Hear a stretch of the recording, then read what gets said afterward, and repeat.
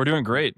The last time we were talking, we were doing the podcast. We've kind of added a couple things. We do this live now twice a week, and it's always fun to cover reports like this. And there's so many amazing companies like WalletConnect who are blessing the industry with insights all the time. So we actually a huge reason we wanted to do this show in this format was actually because of a lot of these research reports. We felt like there were so many of them that hit the market, and we felt like don't get a lot of the tender, like the TLC and the attention that they deserve. And so we wanted to find a space to have the people who make them and bring these insights to market really go a level deeper. So would love to do that and cover kind of the high level of what this report is. But of course, before we do that, would love maybe an intro to you and Wallet Connect, and also shout out to go back to that original episode. We really dove into your background and your early story with Bitcoin. Yeah. I remember your experience studying, and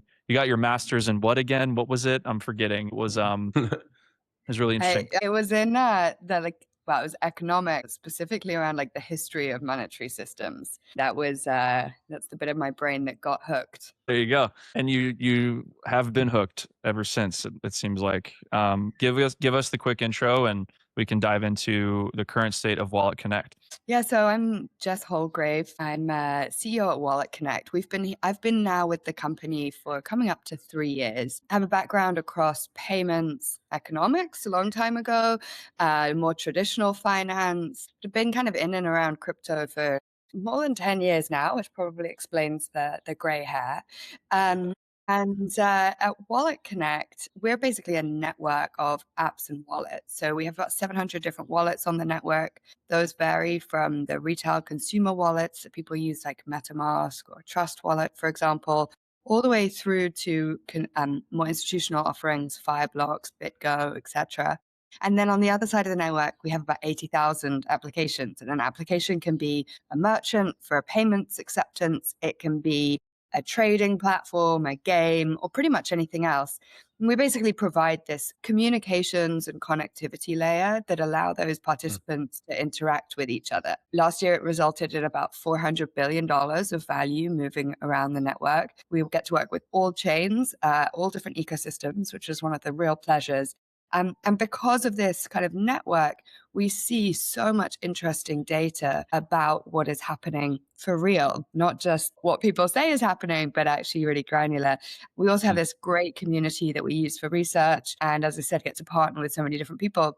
And it's one of the reasons that we produce reports like the stablecoin and crypto report we did last week, to really try and share that insight and that learning. What are we seeing? How do you get granular? How is it different in one country versus another? How do people think about chains or tokens differently in different places? So yeah, so that's a little bit about us. Yeah. So I will say, go ahead, Zach. no, I was just say I love just how much of an advocate you are on the space for the side of one. You have an awesome terminal. Drew and I were talking about that earlier, but you don't see that, right? You see the two sides of the space that are either like just use a stablecoin card, let the people in the emerging markets that want to use do it. And if you're in the US or you're in the UK and you can go use Revolut or whatever your bank is, just forget it. Your report paints a very different picture. I mean, I'm looking at this, 79.2% of wallets hold less than $100. 0.4% of wallets hold 98% of value. That's a massive number. Why a payment terminal? Why the need for this? And what are you actually hearing from consumers that are this 80% of the market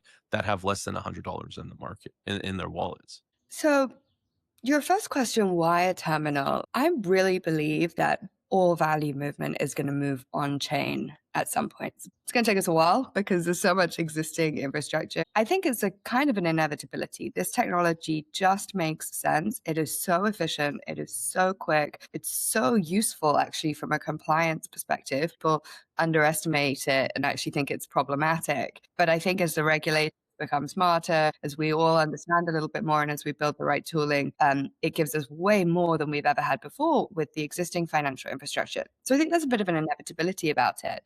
Things like crypto cards solve an immediate problem, which is that you have people who want to be able to spend their crypto, and cards offer a really effective way to do that.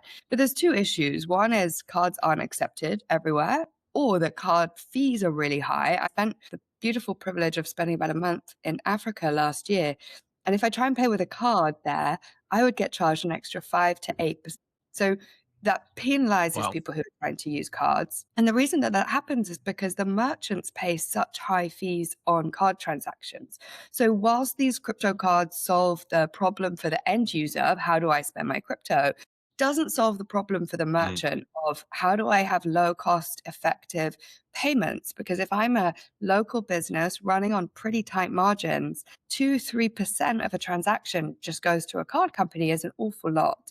And so I think what we have tried to do with WalletConnect Pay, which is one of the products that we build around the network, is to say, actually, you can have a payment that takes place fully on chain. If you want to off ramp at the end, we can facilitate that for you. But actually, over the long run, I think what we will see is merchants holding stable coins. And so it makes complete sense that they would want to accept those payments natively over a stable coin, and we can do it for a fraction of the cost.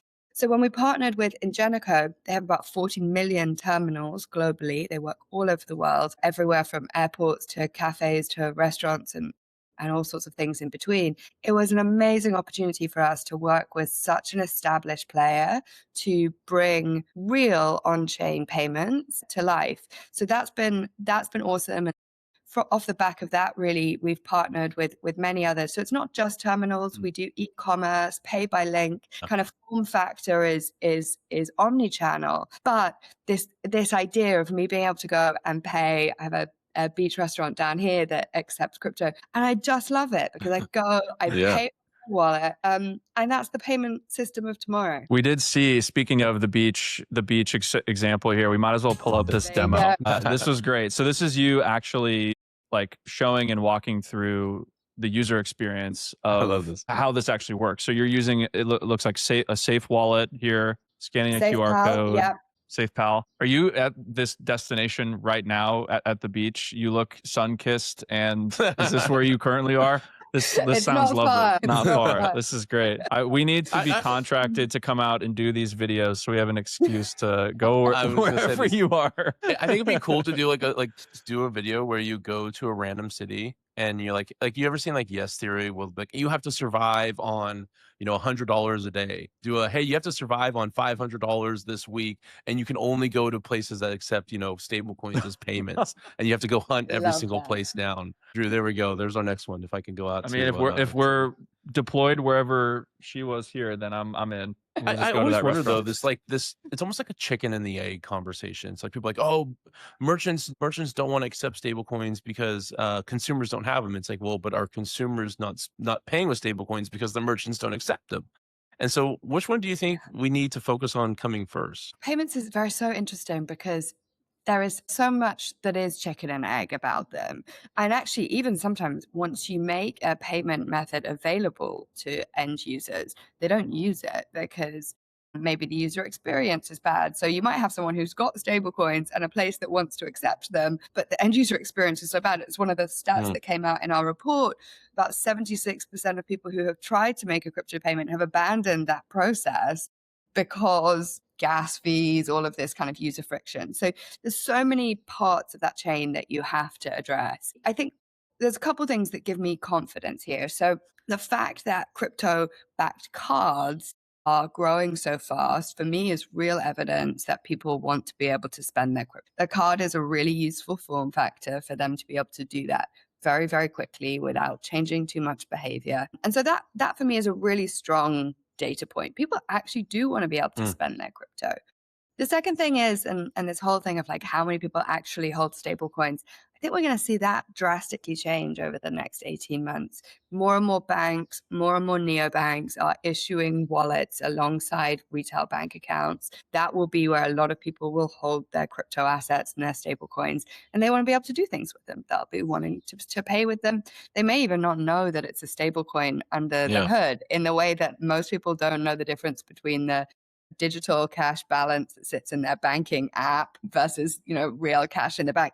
It's all just about value, and I think this is where we have to make it so easy for people, and we have to drive incentives for everyone in the value chain. Why would an end user Mm. want to switch? Maybe because we can give them some cash back and other incentives so that this Oh, I love becomes that you go down this more route. compelling for them.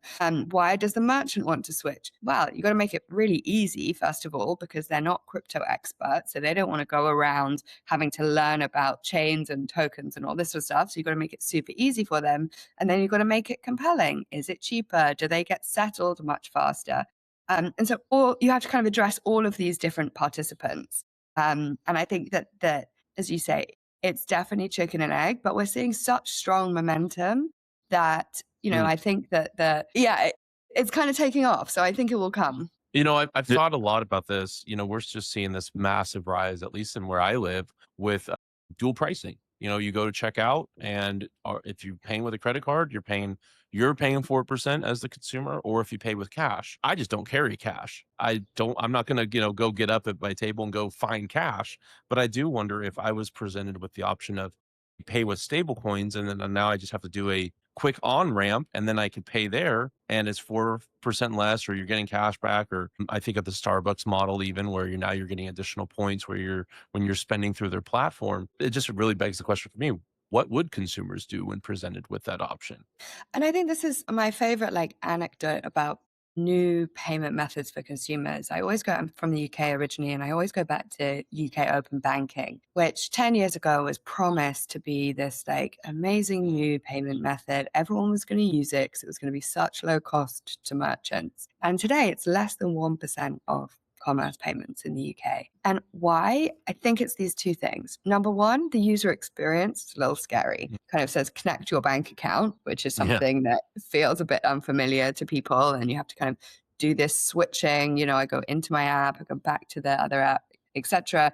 And then there's also very little incentives. The merchants who've been most successful with getting open banking or other account-to-account cheaper payment methods adopted, they have actually been very forthcoming with user incentives. So they've been the ones to say, get 5% off your first purchase if you make a payment with open banking, or save, or Mm. get loyalty points, or whatever that is. And so you have to create these user behavioral changes. Similarly with open banking, once somebody has done it once, they are much more likely to do it again. So the repeatability is very high, but it takes on average about 3 attempts for somebody to complete a successful open banking transaction.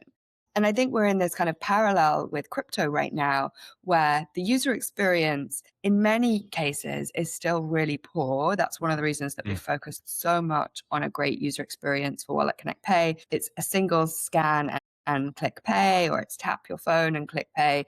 Got to be really, really easy. And then you've got to Yeah. build in the right incentives. I wanted to, before we get too far away from this, something that seems extremely unique here about one, the research report, but also just the distribution opportunity is this relationship with Ingenico. For those who may not be aware of the breadth of that business and how important they are in the world of payments, maybe just frame us up a little bit in terms of that relationship. What are you doing with them?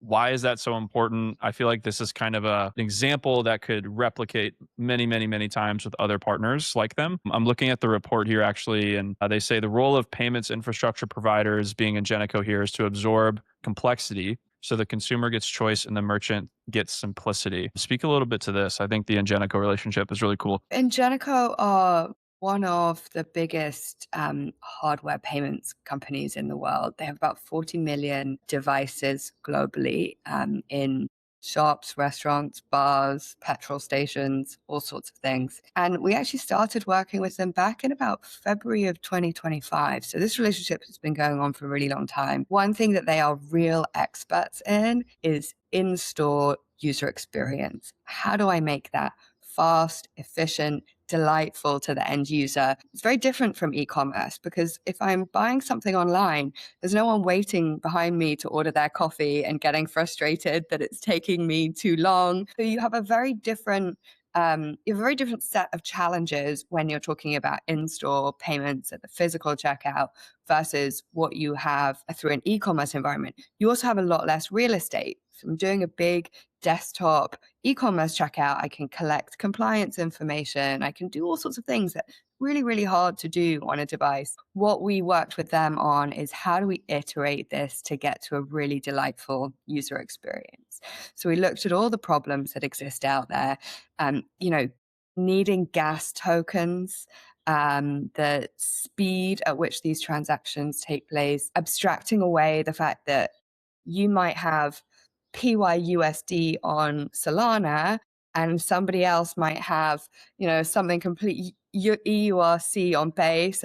And you just don't Yeah. know who is coming into your store, what asset they have. You don't have the ability to kind of collect compliance information the way. So we basically broke down every step of that payment. And crucially, also the interesting thing is not needing to educate the person who's running that checkout what crypto payment is.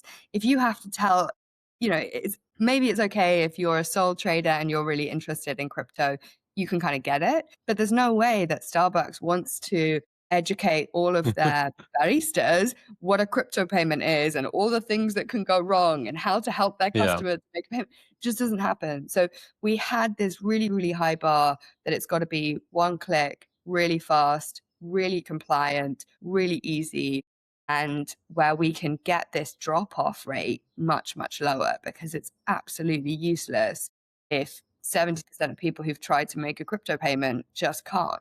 Never going to work.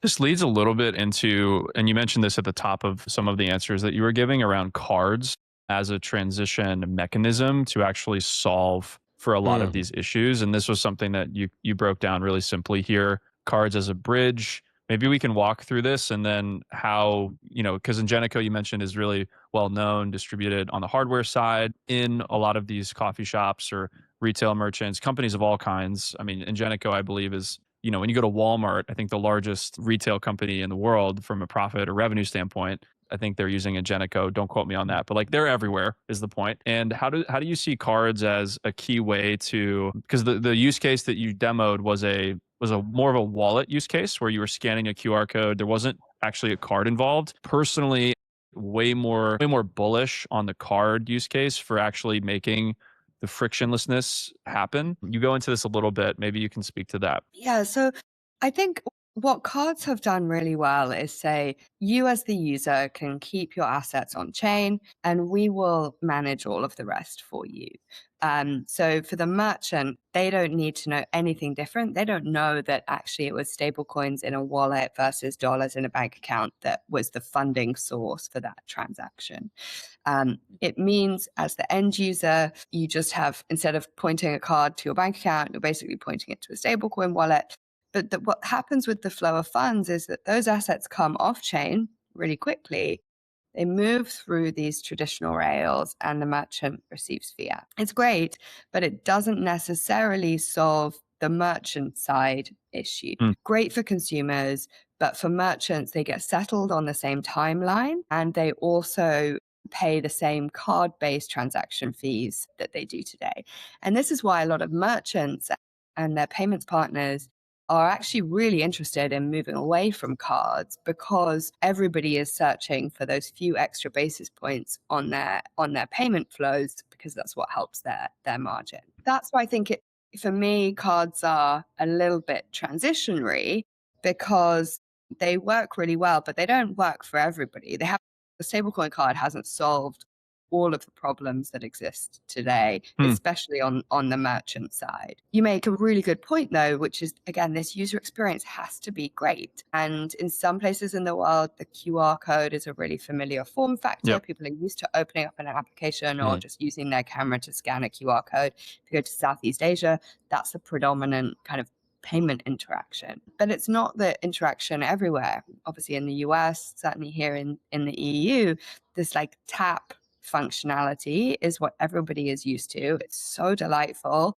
I literally can just like tap my card or tap my phone and I go. It's really secure as a transaction. So that's one of the reasons we've also been iterating, and later this year we'll start to roll out tap, so that instead of when I tap my phone and it asks me, to double click for a card payment, when I tap my phone with one of these devices, it will allow me to just open up my crypto wallet and I'll click pay, and all of those funds will stay on chain. I often talk with our team about this, like the chasm And by the chasm, I don't mean crossing the chasm in terms of adoption. I mean the chasm between Web 2 and Web 3 payment experiences. And for users to want to change, it's got to be something that feels familiar, that is fast, and that they're used to. So that's where all of these different kind of form factors, whether it's QRs or tap or receiving a link or increasingly asking my agent to pay, of course, it's got to work seamlessly. We don't have time to go into this, but something I've been personally fascinated by in this specific part of the stack is the card as a signing device. And something that is really interesting getting to know the Arculus team, especially, is their technology around security, signing, and having these physical cards actually be like Arculus is the company owned by Compo Secure. I'm sure you're aware of these guys. Like, they built the Coinbase card. These things actually serve as signing devices. So if you have a Rain card, for instance, a Rain issued card, Arculus is provisioned on it, their tech. A tap of an Arculus card at least has the function to move stablecoins from one point to another point. And I think it's a really interesting thing to explore here or keep top of mind, because I think it can solve this native stablecoin settlement that's very similar with the QR code use case, but use a card as the actual signer, where stablecoins can natively be signed to move around. I don't know if you have any thoughts on that real quick, but I've been working with them on this and thinking through this with them, and it seems like a really big unlock if you can pair that with someone like WalletConnect. Yeah, I think I'm a big fan of the Arculus team and the work that they do. And I think that their products are brilliant. That all of their wallets are WalletConnect compatible, so we work quite closely with them. The one challenge I would point out, I think, is that it's a very proprietary kind of closed loop system. Whereas, with WalletConnect, any wallet can plug into this. There's no cost for them to do that. Everything is running. All of our technology pretty much is open source. So it's very compatible with all different kind of products. Whereas the Arculus approach is like, you have to have this SDK and it works with these wallets that we partner with. So very similar. And as I say, I like it a lot.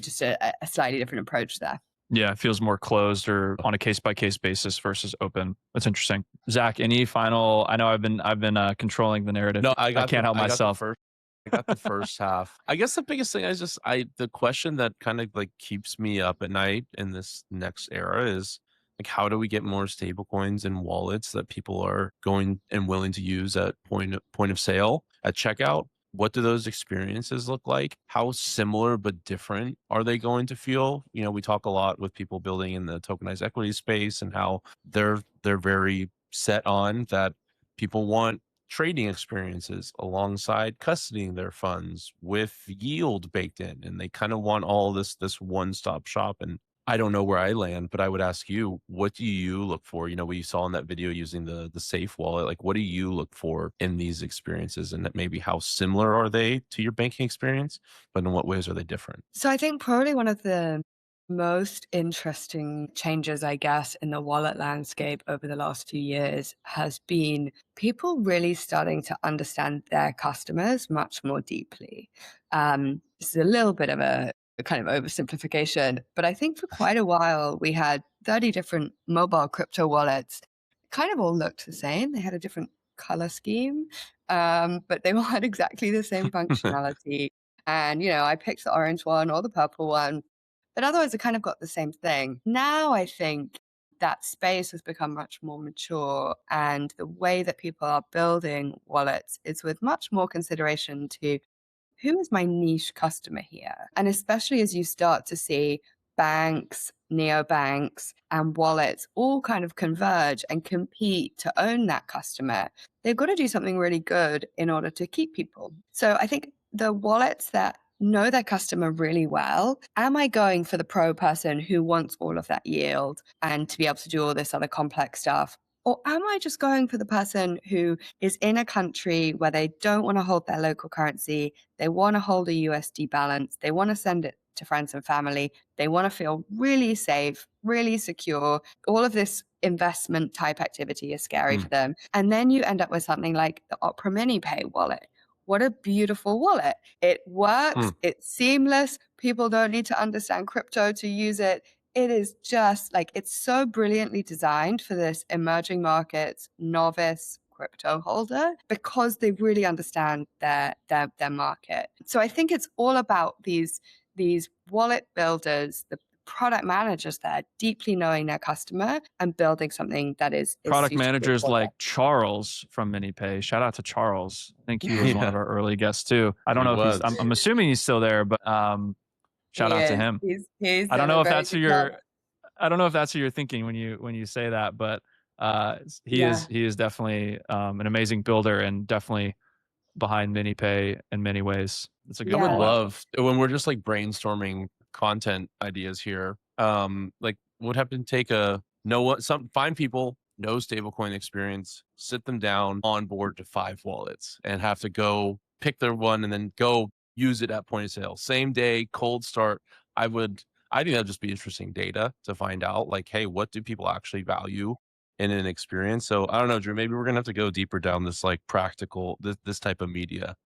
I wouldn't be opposed to it. Jess, thank you for the time. It's awesome catching up with you and seeing the focus that you all are putting on this research stuff, in-person payments, point of sale, e-commerce. I was telling Zach early, this is where I started my career in the point of sale, in-person payment space. So to see you all be very innovative and focused on that gets me really excited. Excited to have you on more and continue to follow the amazing network you're building. So appreciate your time. Thank you very much. Always a real pleasure chatting with you guys. Enjoy wherever you Jess. are, if there's a beach nearby. See ya.